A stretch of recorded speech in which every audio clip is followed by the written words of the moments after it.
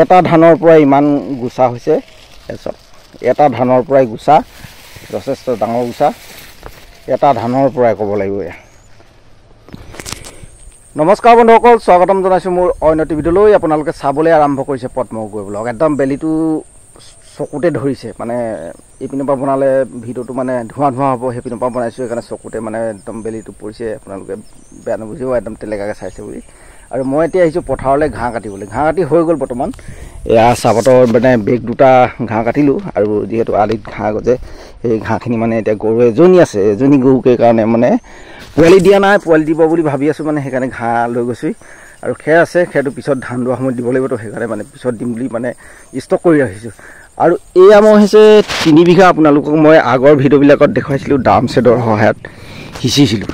এয়া চাওক, এয়া ড্ৰাম ছেটৰ সহায়ত সিঁচা ধান, আৰু ধানখিনি ওলালে, সম্পূৰ্ণকৈ ওলোৱাগৈ নাই, এই সপ্তাহত ওলাই যাব।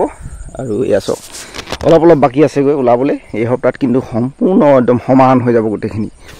আৰু তেতিয়াই মানে যেতিয়া ধান ছেটৰ সহায়ত সিঁচিছিলোঁ তেতিয়াই বহুতে কমেণ্ট দিছিল আপুনি ওলোৱাৰ টাইমতো এটা ভিডিঅ' দিব। সেইকাৰণে আজি মোবাইলটো মানে পথাৰলৈ লৈ আহিলোঁ, আৰু ভিডিঅ' এটা বনাই পিনে আপোনালোকৰ মাজলৈ দিওঁ বুলি ভাবি পিনে ভিডিঅ'টো বনাইছোঁ। এয়া ধুনীয়াকৈ ওলাইছে, আৰু গছখিনি যথেষ্ট ওখ।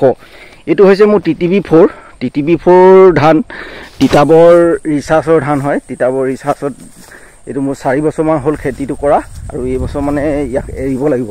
আৰু জাতটো বদলি হৈ গ'ল নেকি নাজানো, আৰু মানে বহুত ওখ হৈছে ধানটো, আৰু ওখই হয়, আৰু নৰাবিলাকো ডাঙৰ হয়। ই মানে পটককৈ নপৰে, তথাপিও মানে এইবছৰ পানীটো বেছি হৈ আছে, সেইকাৰণে পৰাত মানে সম্ভাৱনা আছে। সেইকাৰণে পানীবিলাকো কাটি থৈছোঁ মই। আগৰ ভিডিঅ'বিলাকত মই কেনেধৰণে সাৰ মাৰোঁ, কি কৰোঁ, সকলোখিনি মানে দেখুৱাইছিলোঁ। ঘাঁহ মৰা দৰৱ দেখুৱাইছিলোঁ, কি দৰৱ মাৰিছিলোঁ। আজি মানে বহুতে তেতিয়া মানে কমেণ্ট কৰিছিলে আপুনি ঘাঁহ মৰা দৰৱ মাৰিলে কিমান দিনৰ পিছত ঘাঁহ গজিব। সেয়া মই আজি আপোনালোকক পুনৰ মানে এতিয়া দেখুৱাম কিমান দিনৰ মূৰত ঘাঁহ গজে। ফালি পিনে দেখুৱাব লাগিব, যিহেতু এয়া চাওক আন্ধাৰ হৈ গৈছে। এয়া ঘাঁহ এতিয়ালৈকে গজা নাই, এয়া ঘাঁহ বন গজা নাই পথাৰত, মানে ঘাঁহ বন গজা নাই। আপোনালোকে যদি পথাৰত ঘাঁহ বন মৰা দৰৱ মাৰে তেনেহ'লে 60টো মাৰিব পাৰিব, নহ'লে হিট 44 আছে, সেই দুটাৰ ভিতৰত মই মাৰোঁ। আপোনালোকে সেই দুইটাৰ ভিতৰত যিকোনো এটা মাৰিব পাৰিব। আৰু মানে কিমান দিনলৈকে মানে সেইটো ঘাঁহটো নোলায় সেয়াটো আপোনালোকে প্ৰমাণ পালে। এতিয়া ধান ওলোৱালৈকে মানে আপোনাৰ ঘাঁহটো নগজে।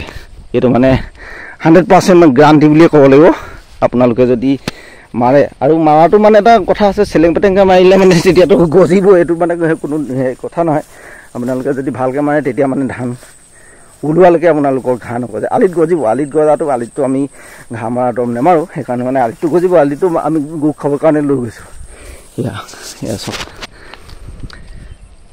আৰু যেতিয়া মই মানে ড্ৰাম ছেটৰ সহায়ত এটা কথা আপোনালোকক ক'বলৈ পাহৰিছোঁ, যেতিয়া মই ড্ৰাম ছেটৰ সহায়ত এইবিলাক ধান সিঁচিছিলোঁ তেতিয়া এজনে মানে কমেণ্ট লিখিছিল, ইয়াকে কয় বাল কেটি, এনেধৰণৰ কমেণ্ট দিছিলে। মানে বৰ মনটো বেয়া লাগিছিলে তেতিয়া, আৰু বহুতে ৰিপ্লাই দিছিলে খেতিয়কৰ কমেণ্টত এনেধৰণে মানে কমেণ্ট দিব নালাগে।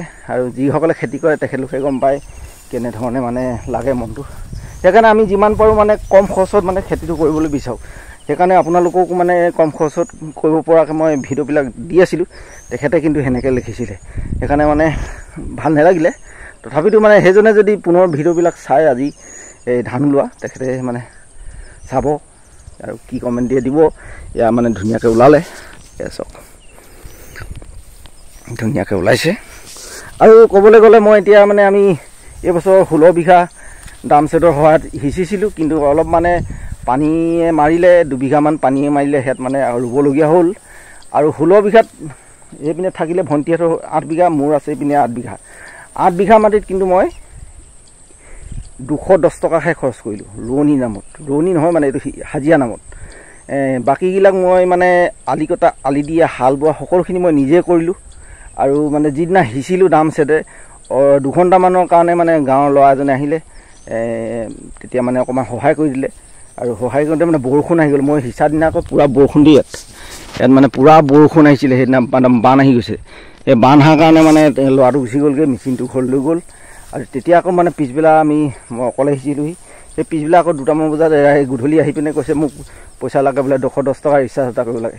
সেইকাৰণে ৰিচাৰ্জ কৰিবলৈ 210 টকা দি দিলোঁ আৰু ৰিচাৰ্জটো মই নিজে কৰি দিলোঁ এই 210 টকাৰে মানে মোৰ এই খেতি 8 বিঘা খেতিৰ নামত মোৰ মানে অকল 210 টকাহে মানে পইচা খৰচ কৰিছোঁ হাজিৰা নামত বাকীবিলাক যেনিবা মই নিজে কৰিছোঁ দেই সেইবিলাকো আছে যেনিবা সেইবিলাকো খৰচে কিন্তু সেইবিলাক কিন্তু মই নিজে কৰিছোঁ সেইকাৰণে মানে নিজে কৰা দেখি মানে খৰচ যেন লগা নাই মানে আপোনালোকেও 8-10 বিঘা যদি নিজে খেতি কৰে তেতিয়া আপোনালোকৰ একদম মানে পইচা কম খৰচ হ'ব মই যেনে যিহেতু 210 টকাই কৰিলোঁ আপোনালোকে এটকাও খৰচ নকৰাকৈও কৰিব পাৰিব নিজৰ চব নিজে যদি কৰে এয়া চাওক এয়া হৈছে মোৰ ডাম ছেটৰ সহায়ত সিঁচা খেতি 4 টকা হৈছে বৰা ধান মানুহজনীয়ে নিজে সিঁচিছিলেহি বৰা ধান দখৌ আপোনালোকক দেখুৱাইছোঁ মানুহজনীয়ে মানে বৰা ধান এমুঠি ক'ৰবাত পথাৰত পাই পিনে মানে যেতিয়া যোৱা বছৰ ধান পথাৰত পাইছিলে তেতিয়া এই পথাৰলৈ ঘৰলৈ লৈ গ'ল আৰু সেই মুঠিকে সঁচৰ কাৰণে থৈ দিছিলে এয়া বৰা ধানটো ওলাইছে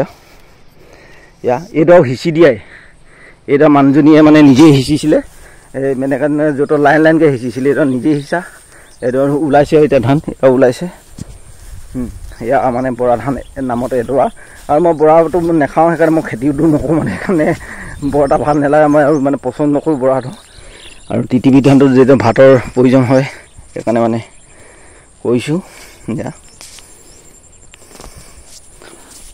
আৰু আজিলৈ ভিডিঅ'টো ইমানতে সামৰিছোঁ আৰু সম্পূৰ্ণকৈ ওলালে আকৌ এটা ভিডিঅ' দিম আপোনালোকে ভিডিঅ'বিলাক চাই থাকিব আৰু মৰা টাইমতো দিম এই কিমাননো বিঘাত ধান ওলালে সকলোখিনি আপোনালোকক দি যাম আপোনালোকে ভিডিঅ'টো শেষলৈকে চাই যাব আৰু মোৰ চেনেলটো যদি আপোনালোকে ফ'ল' কৰা নাই ফ'ল' কৰি ল'ব যদি ইউটিউবত চাই ইউটিউবত আপোনালোকে ছাবস্ক্ৰাইব কৰি ল'ব আজিলৈ ইমান সামৰিলোঁ ধন্যবাদ